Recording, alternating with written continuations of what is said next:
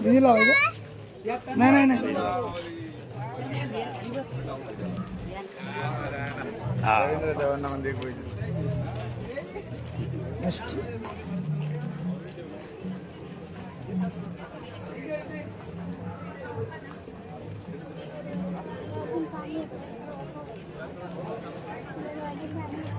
काम झालं कधी झालं नमस्कार राहतो का ना काका झालं ना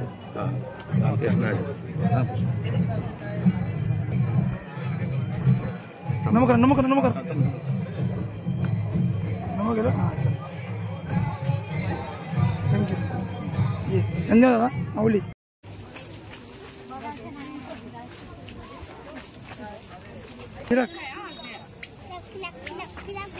हात धर तिचा बाळा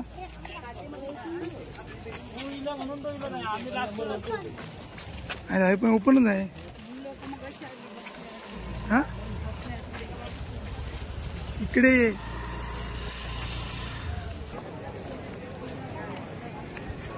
वरती बघ का तिकडे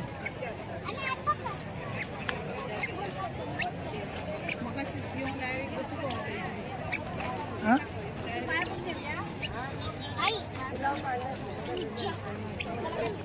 याच्या आतमध्ये भजन बिजन होणार तो बुवा फोटो बिटो मारतो बरोबर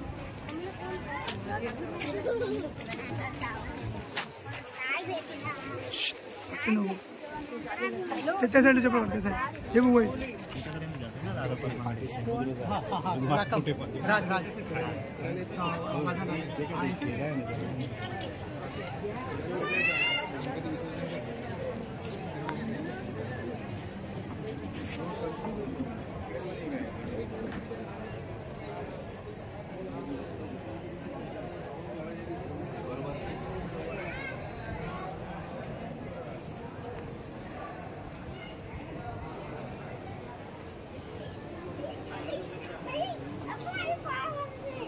काय नाही कसं बनवलंय बघ छान थांब थांब तिथे एंट्री झाली दिवाळी पहाट वेगवेगळ्या स्पर्धा भरवतात त्यानंतर ज्या ज्या ठिकाणी कुठे कार्यक्रम असतील त्या ठिकाणी जाऊन भजनाची सेवा सादर करतात अशा प्रकारे जनसंपर्क असू दे किंवा हे भजनाचं माध्यम असून दे ते जनमानसापर्यंत कसं पोहोचवलं जाईल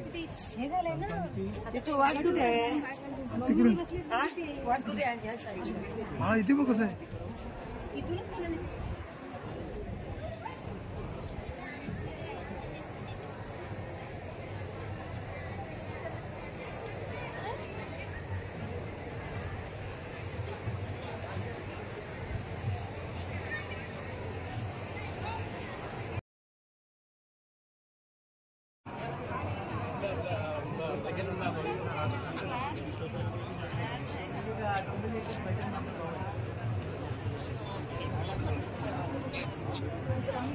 आपला गणेश नगर आहे ना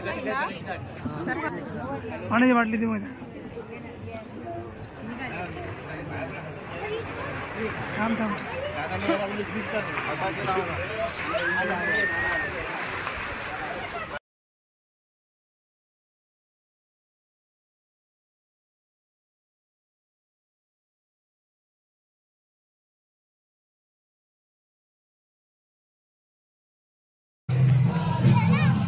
जा पटकन वरती पटकन पायरीवर जा दुकानात दुकानात जा पटकन दुकानात भरून जा पायरीवरून जा घे पैसे जा ना दुकान आहे बघा हे बघ दुकान आहे मध्ये पाण्याची बाटली आहे पाण्याची बाटली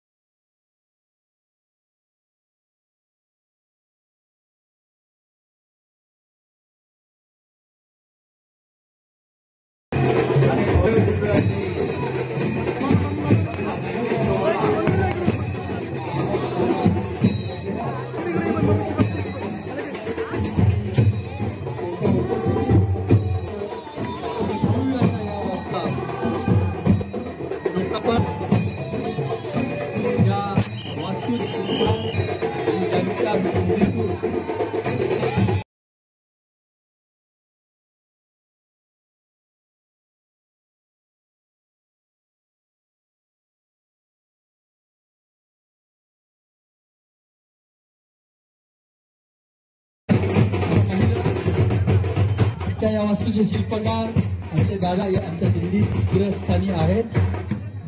आमचे पाहुणे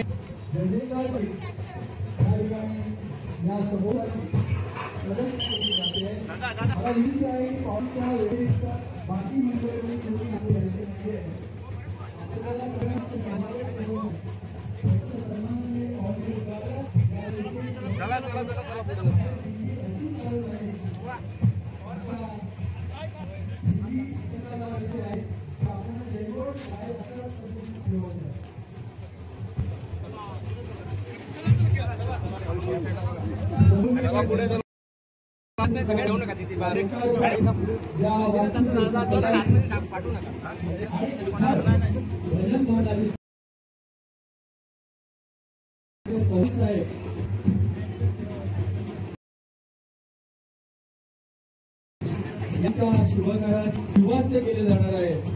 सगळ्यांना विनंती करतोय या ठिकाणी जी ठेवली बाकी कुणीही प्रवेशद्वाराजवळ गर्दी करू नका. गर्दी करू नका.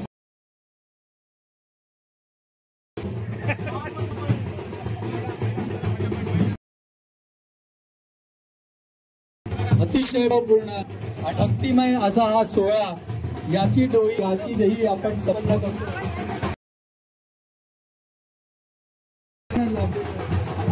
हे भजन भवन आमचे आजचे या वास्तूचे शिल्पकार हे उद्घाटन सन्माननीय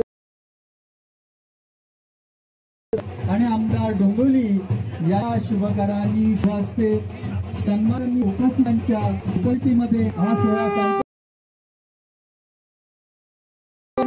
आपण स्वागत करूया. विठ्ठलाचा नामघोष करत दिंडी पला ढोल असे ज्या गजरामध्ये आमच्या वारकऱ्यांच्या खांद्यावरची भगवी मृदुंग वारे आणि वारकऱ्यांच्या उपस्थितीमध्ये संपन्न हा याच्या प्रवेशद्वारावर आणि सन्माननीय या वास्तूचे शिल्पकार या सोहळ्यात उद्घाटन आहेत. या ठिकाणी अतिशय नामघोष झालेलं आहे.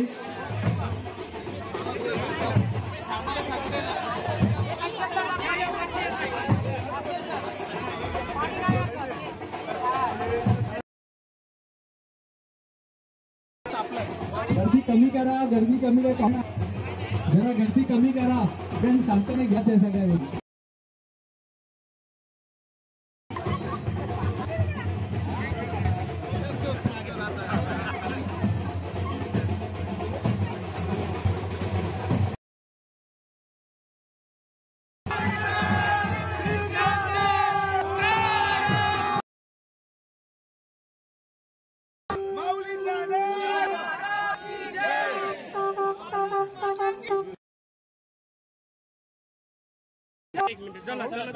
दादांच्या सेरेबिन कपूर या असल्याचं या वास्तूचं उद्घाटन झालेलं आहे.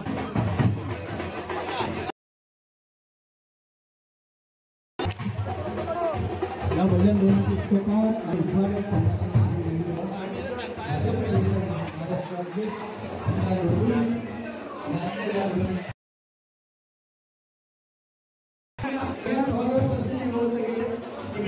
मान्यवर आणि दादांच्या उपस्थितीमध्ये विठ्ठल प्रतिमेला पुष्पमाला अर्पण करतील.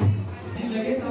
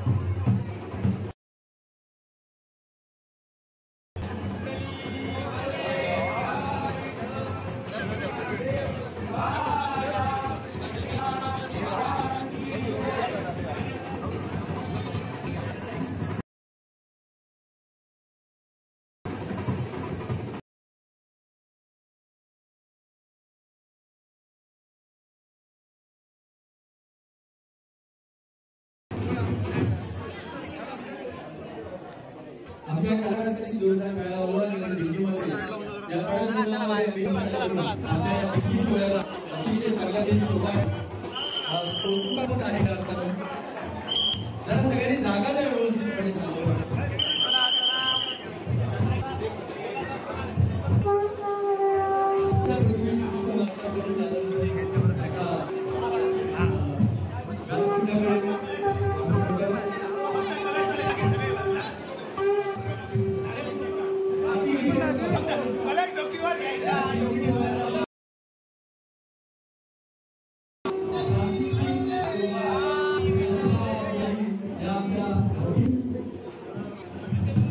अभिषेक करपुआ यांच्या विशेष या वयाचं पूर्वज आहे धोती आणि यशस्वीपणे त्यांनी करून घेतलं आहे.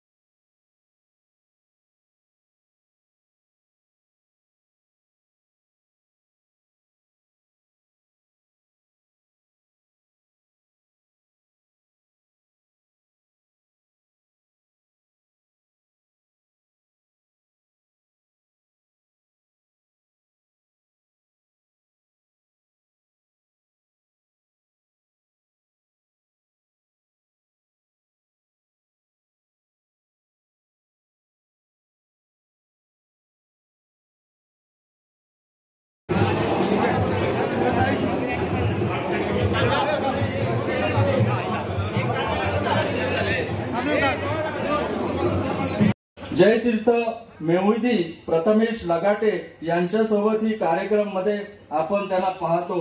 कोकणातले सुप्रसिद्ध भजन बुवा ठकसेन बांदकर यांचा नातू आणि आपल्या डोंबिवलीतलं रत्न राजयोग धुरी यांना आम्ही विनंती करतो की आपण व्यासपीठावर येण्याची कृपा करावी.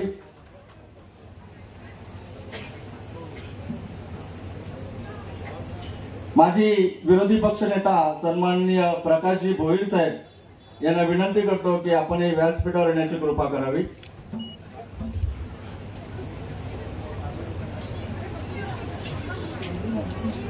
तसेच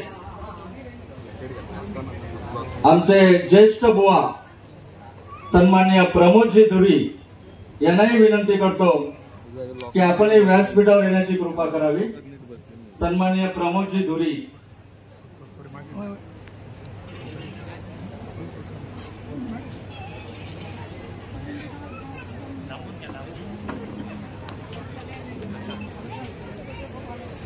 विष्णुनगर पोलीस स्टेशनचे सन्माननीय गणेश साहेब यांनाही विनंती करतो की आपण हे व्यासपीठावर येण्याची कृपा करावी.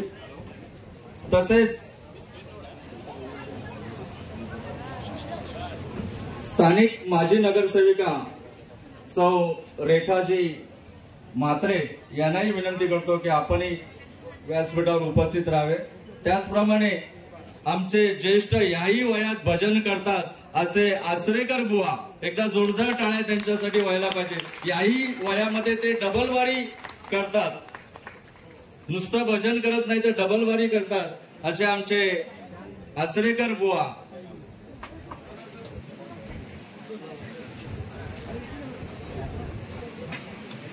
यानंतर डोंबिवलीकर भजन हितवर्धक सेवा संस्थेचे कार्याध्यक्ष यांना मी विनंती करतो की आपण या कार्यक्रमाचं प्रास्ताविक करावं. ईश्वर तथास्तु म्हणत असतो त्याप्रमाणे तथास्तु हे ज्यांच्या मुखातून वदलं गेलं ते सन्माननीय महाराष्ट्र भाजप प्रदेशाध्यक्ष आणि येथील स्थानिक आमदार माजी कॅबिनेट मंत्री आमचे रविदादा अर्थात रवींद्र चव्हाण, महाराष्ट्र भजन हितवर्धक मंडळ मुंबई यांचे पदाधिकारी अध्यक्ष सन्माननीय लोकरेबुवा, चिटणीस श्री प्रमोद हरियाण आणि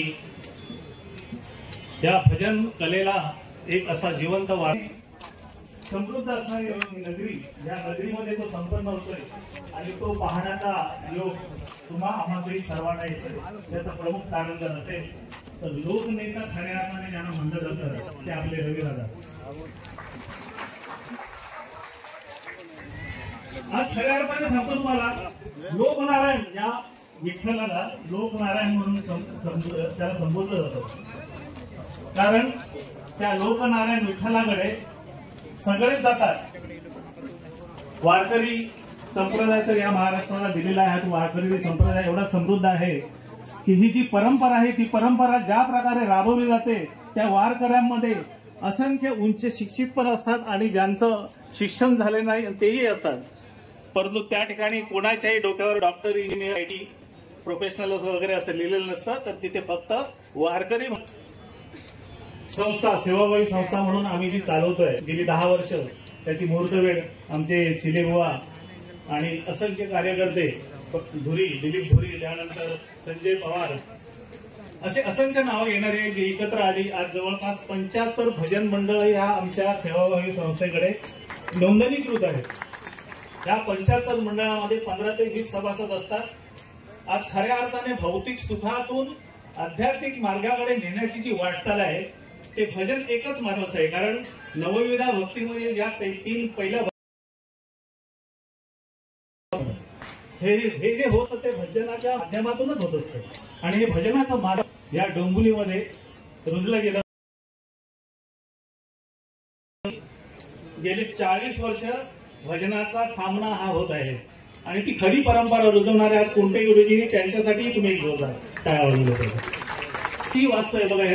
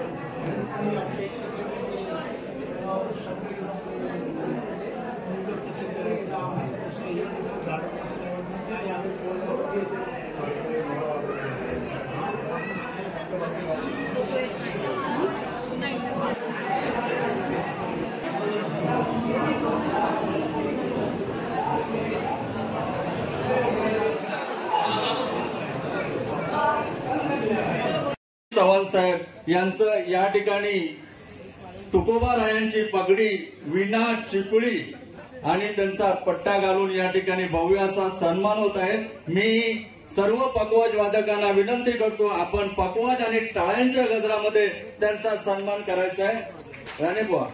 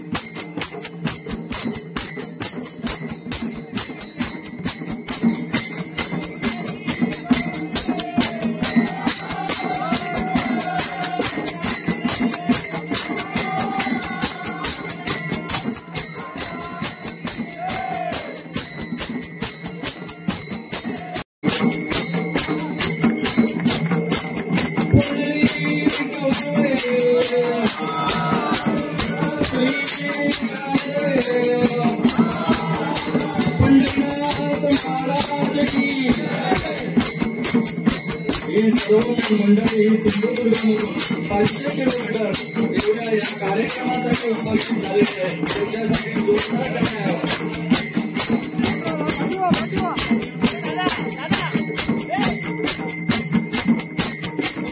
सिंधुदुर्ग जिल्हा भजन कलाकार अध्यक्ष सन्माननीय संतोषजी कानडे साहेब, अखिल भजन सातारा मंडळाचे अध्यक्ष सन्माननीय भगवानजी डोंगरे साहेब,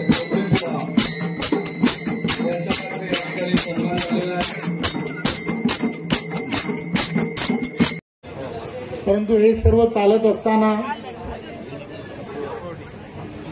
एकदा कधीतरी आमचा धुरी जरा हुशार आहे म्हणायचं का अति हुशार म्हणायचं मला माहित नाही. त्याने एक दिवस माईक आणि माईकवरून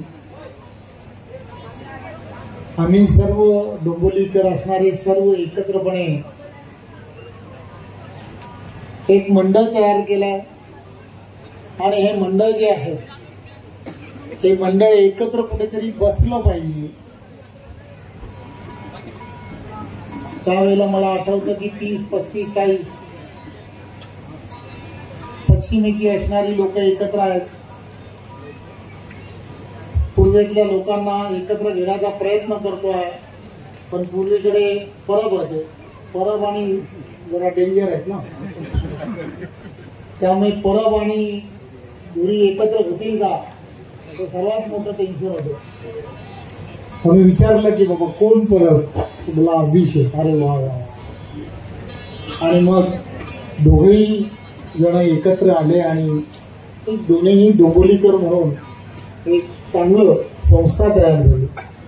आणि ही संस्था एकत्र येण्यासाठी कुठेतरी 10x10ची एखादी आम्हाला जागा मिळाली पाहिजे असं सांगितलं. मी म्हटलं अरे बाबा एवढी जण आहेत, कुठेही शोध, जे लागेल ते मी देतो, पण काय धुरी जरा गव्हर्नमेंट सर्वंट ना, त्यामुळे त्याला चुकीची जागा नको असं त्याचा फार आग्रह. अनधिकृत नको, आम्ही बसल्यानंतर कोणी आम्हाला बाहेर काढायला नको.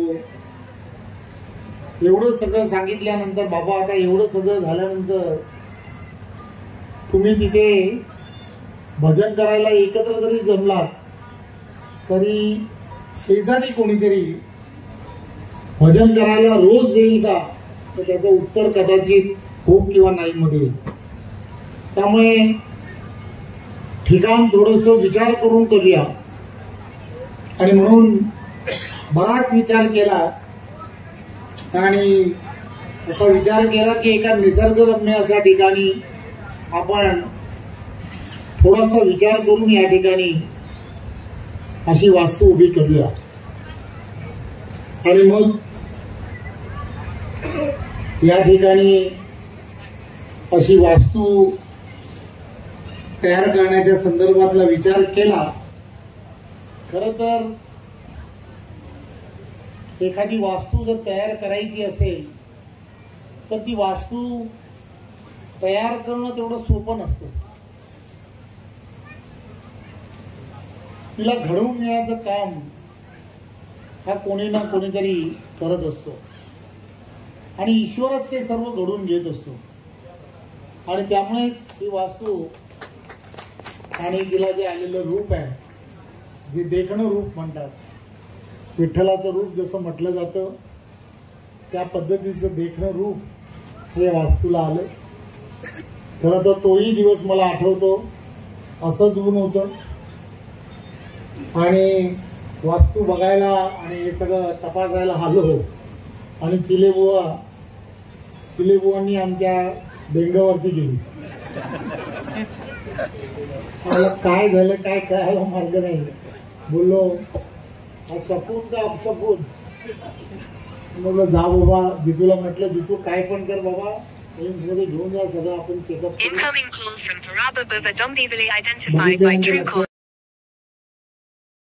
की ज्याचा विचार तुम्ही आम्ही सर्वजण करतो आहे.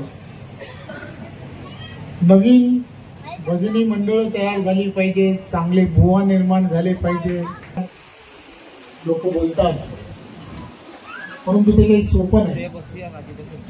आणि हे निर्माण करण्यासाठी एक प्रक्रिया सुरू करणं हे सुद्धा अत्यंत. हे जे भजन भवन आहे, हे भजन भवन, त्या भजन भवनामध्ये पखवाज शिकवण्यासाठी काय करता येऊ शकतं, तबला शिकवण्यासाठी काय करता येऊ शकतं. आता ही विद्या जी आहे ही उपजत एखाद्या कुटुंबामध्ये असू शकते, परंतु ही कला आणि ह्या कला गुण निर्माण करण्यासाठी कोणीतरी प्रोत्साहन देणारा सुद्धा लागतो आणि कोणीतरी त्या व्यवस्था म्हणून त्याच्या पाठीशी उभं राहणारा सुद्धा लागतो. या सगळ्या गोष्टी कुठेतरी येणाऱ्या काळात करणं हे फार गरजेचं आहे. मी मध्यंतरीच्या काळात त्या ठिकाणचा असणारा जो कोणी ज्यांनी भजनाला बोलवलंय तो बुवाला नमस्कार करतो, त्याला नारळ देतो, त्याला मानधन देतो आणि आमच्यासारख्या सगळ्यांना उसळ द्यायचा. उसळ. आणि ही उसळ जी आहे ना, नंदूशेठ तुम्ही नाही खाल्ली असणार. एकदा कधीतरी ही उसळ जी आहे ना, मी आज म्हटलं होतं यांना सगळ्यांना जमलं तर तशी उसळ बनवा सुकी. ती जी उसळ खायची आणि मग असं म्हणायचं की वाह काय परवानी उसळ खायला लागते. आणि एखाद्याने कोणीतरी लाडू दिला खडखडे, तो लाडू म्हणजे काय, म्हणजे एकदम तो तुटायचा नाही, परंतु तुटला आणि त्याची मजा जर घेतली नाही तर त्याच्यासारखा आनंद नाही. त्यामुळे ह्या सगळ्या गोष्टी याची या परंपरा ज्या म्हणून आपण सांगतो. आमची आई ही नेहमीच निदान 7 दिवसामध्ये 25 जण तरी भजनाला येतील त्यांना लागणाऱ्या सगळ्या वस्तू आमच्या गाडीतून नाही,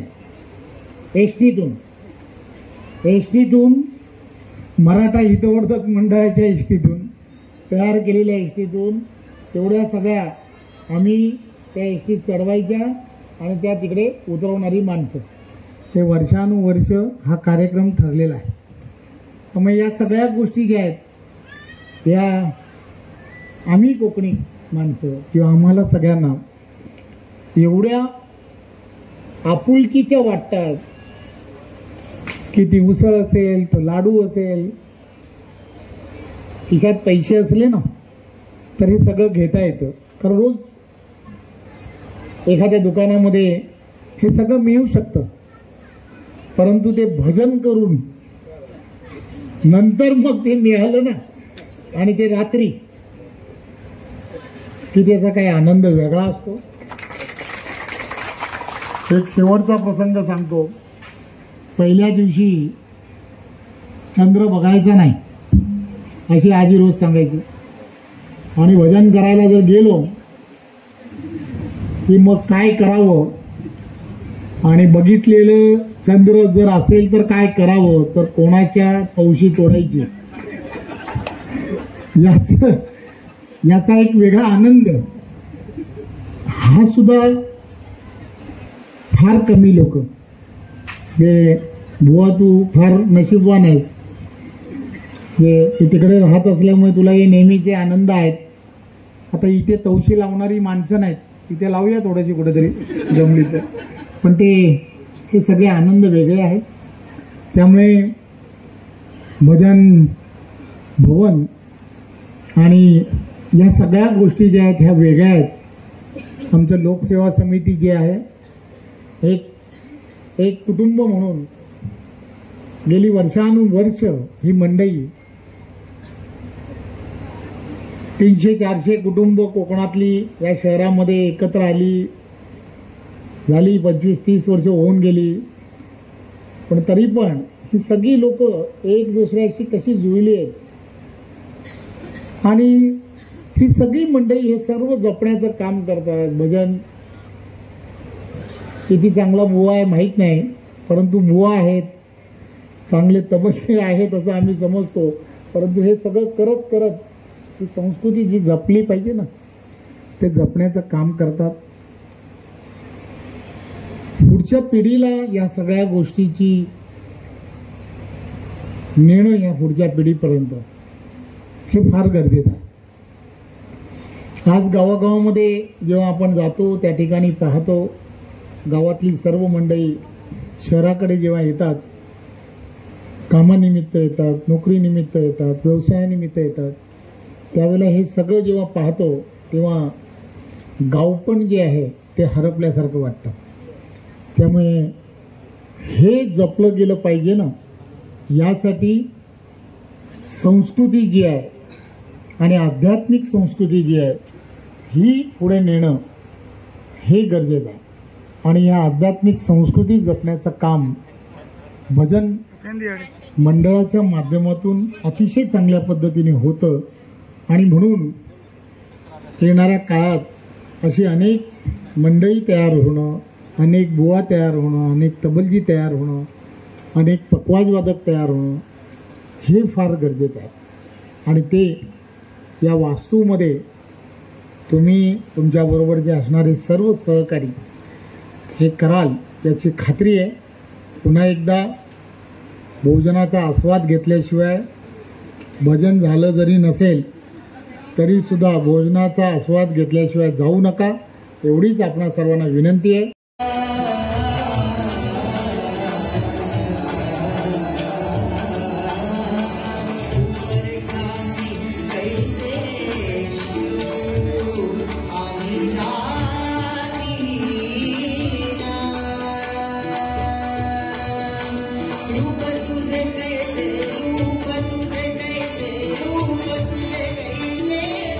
तुझे कैसे